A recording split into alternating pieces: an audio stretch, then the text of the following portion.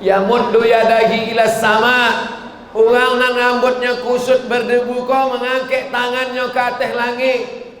Pakaiannya suci, di tanah suci, ibadahnya suci.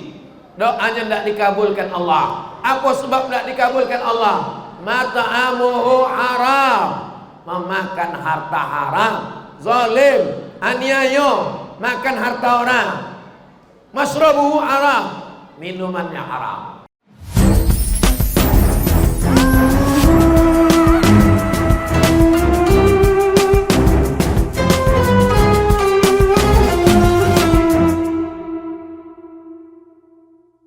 Ambo kalau mati, ambo indak punya hutang. Memang dari dulu ambo indak mau berhutang. Lebih baik ambo duit susah daripada berhutang. Lebih baik utang uang kambo banyak.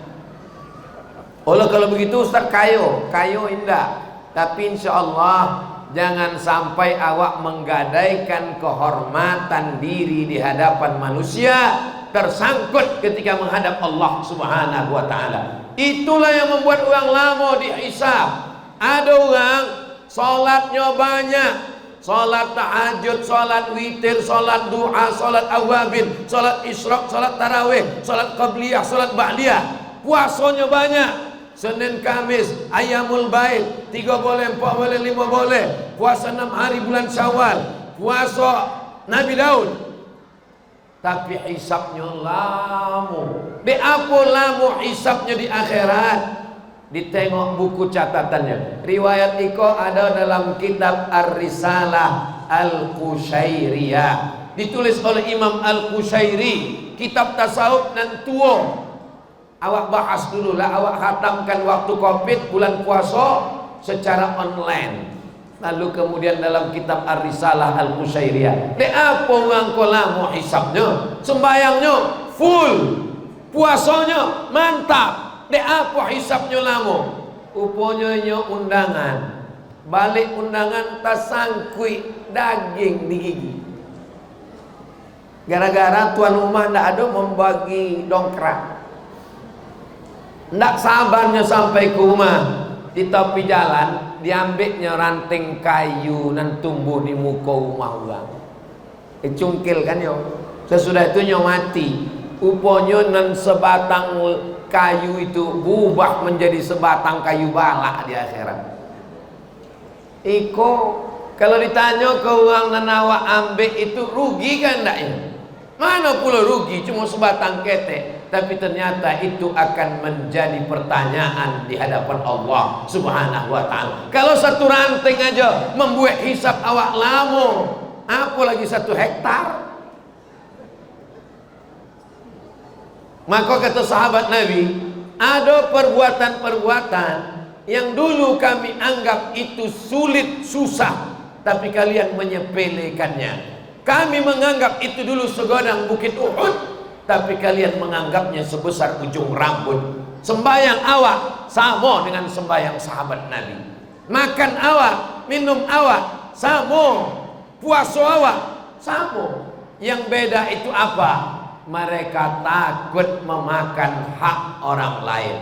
Imam nan pertama, nan paling tua, namanya Imam Abu Hanifah. Meninggal tahun 150 Hijrah. Nama iko populernya sampai awak namanya Imam Hanafi. Kampungnya di Kufah, Irak. Imam Hanafi toga. Angin panas di bawah terik matahari. Toga Imam Hanafi. Padahal ada pokok kayu yang rimbun di tepi jalan. Orang bertanya ke Imam Hanafi, Imam Hanafi, yo, ini apa toga di panas matahari kok? Kenapa tidak toga di bawah pokok kayu kok? Kok kan ada pokok kayu? Kenapa tidak toga di bawah pokok kayu kok?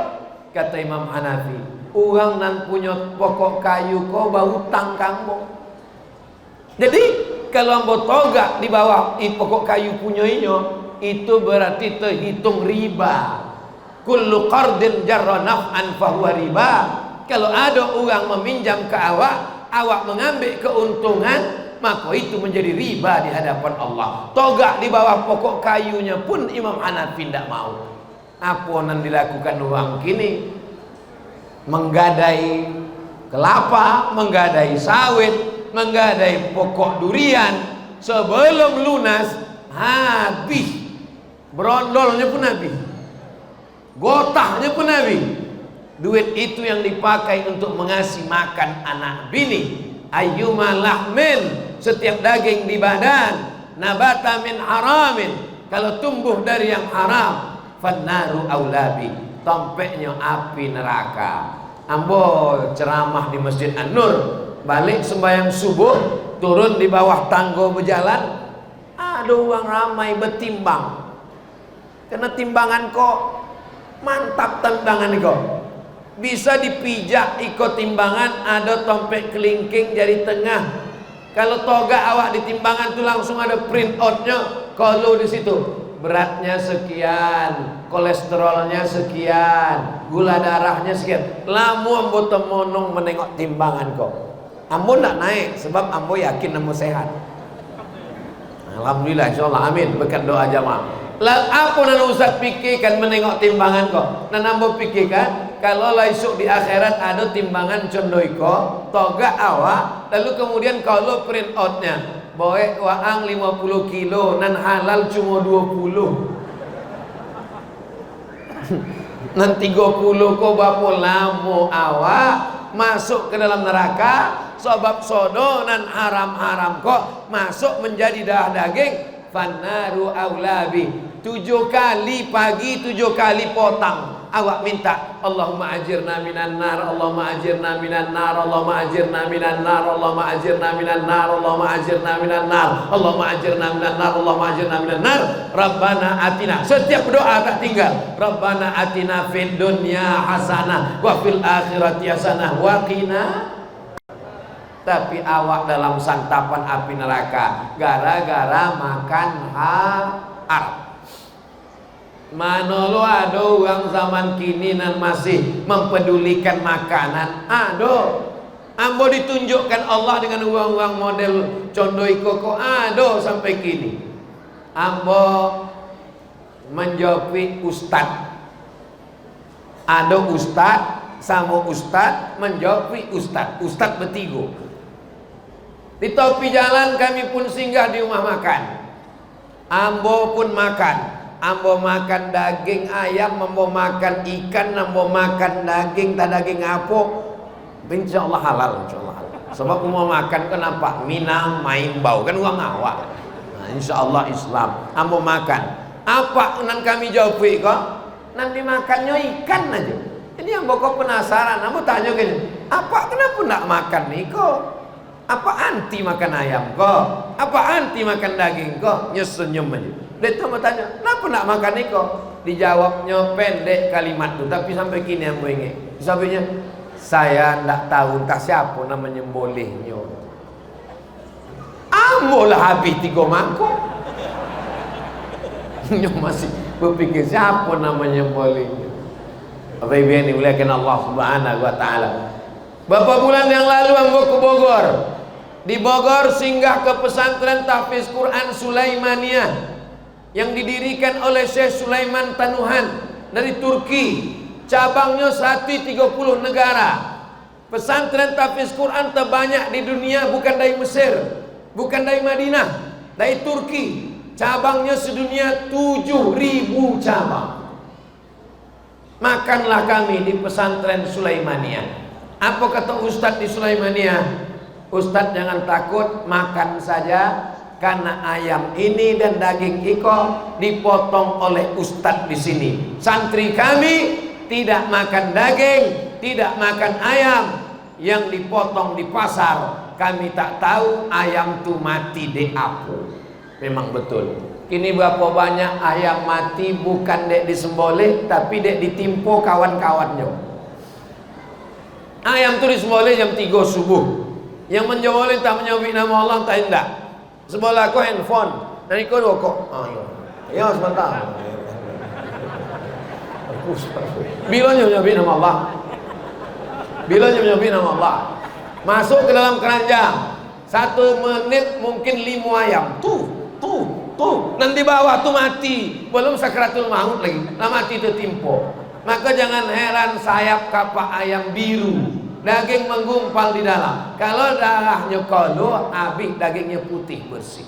Ternyata makanan awak. Siapa yang mengawasi makanan awak? Apa ibu yang dimuliakan Allah Subhanahu wa taala? Oh, mungkin dek gara-gara itu ya kau ndak mau minum air putih, kau mungkin dianggapnya haram. Enggak, itu halal. Bukan gara-gara kamu nak mau minum, kalau dituangkan. Tapi memang dalam tausiah mau jarang minum. Kenapa Ustaz tak minum? Ambo khawatir ada jamaah tu yang haus menengok minuman ambo tu meniti air liur. Oh, sampai ke situ kaji buya konda. Itu untuk basa-basi aja. Bapak Ibu yang dimuliakan Allah Subhanahu wa taala, betapa pentingnya makanan. Rajulun ash'as, ada orang yang rambutnya kusut, akbar, berdebu, rambutnya kusut, tidak bersikat, berdebu, kena debu, tak mandi. Kenapa dia tak mandi? Kenapa dia tak bersisir, tak bersikat? Takutnya kalau gugur membayar dam, potong kambing, membayar gandum. Nya sedang ihram di tanah suci Makkah. Panjang umur, sehat badan, nanti bulan 10 awak akan umroh akbar bersama Ustaz Abdul Somad. Bersuah awak di Makkah dan Madinah insyaallah. Ongkos tanggung masing-masing. Ya muddu yadahi ila sama. Orang yang rambutnya kusut berdebu kau mengangkat tangannya ke atas langit. Pakaiannya suci, di tanah suci, ibadahnya suci. Doanya tidak dikabulkan Allah. Apa sebab tidak dikabulkan Allah? Mata'amuhu haram, memakan harta haram, zalim, aniaya, makan harta orang. Masrabuhu haram, minumannya haram. Malbasuhu haram. Oh, Ustaz Somad, ikut duit Ustaz, tapi jangan dimakan. Kau duit haram kau biar. Bolikan aja ke ban mobil. Malbasuhu haram, pakaiannya haram. Wa ghudhiya bil haram, disuapkan makanan haram. Anna yustajabulah, apakah mungkin doanya dikabulkan Allah Ta'ala? Lidah yang memakan haram dipakai berdoa minta ampun dosa, tak dikabulkan Allah. Lidah yang kau naik haram dipakai minta ampun sama Allah, tidak diterima Allah. Bukan kata ambo, kata Nabi Muhammad SAW. Kecuali lidahnya dua, satu untuk makan, satu untuk doa. Kalau lidah nan samo dipakai, maka awak mesti meminta maaf. Kalau terkait dengan uang, balikkan. Terkait dengan duit, kembalikan. Utang piutang, ayat paling panjang dalam Quran bukan ayat puasa. Ayat puasa cukup satu ayat. Ya ayyuhalladzina amanu kutiba alaikumussyam kama kutiba alal ladzina min qablikum la'allakum. Tapi ayat yang paling panjang, kau ambo kasih tando supaya kau ambo balik. Ambo ingin mencari tando ayat paling panjang, rupanya lah diboi tando lah. Ayat paling panjang surat Al-Baqarah 282, satu halaman khusus 282. Satu halaman khusus sampai ke belakang. Tak boleh membuka Quran pakai tangan kiri, pakai tangan kanan. Satu halaman khusus sampai ke belakang terkait tentang hutang piutang duit. Karena kalau sampai termakan, tangan masuk neraka, lidah tak kabul doa, anak-anak bini dikasih makan haram. Jadi kalau ada orang zalim aniaya ke awak mesti ingatkan. Kalau tidak, maka dia akan terus makan haram. Amar ma'ruf nahi munkar. La ta'murun bil ma'ruf, ajak orang buat baik. Ayo puasa, ayo ke masjid, ayo silaturahim, bagus.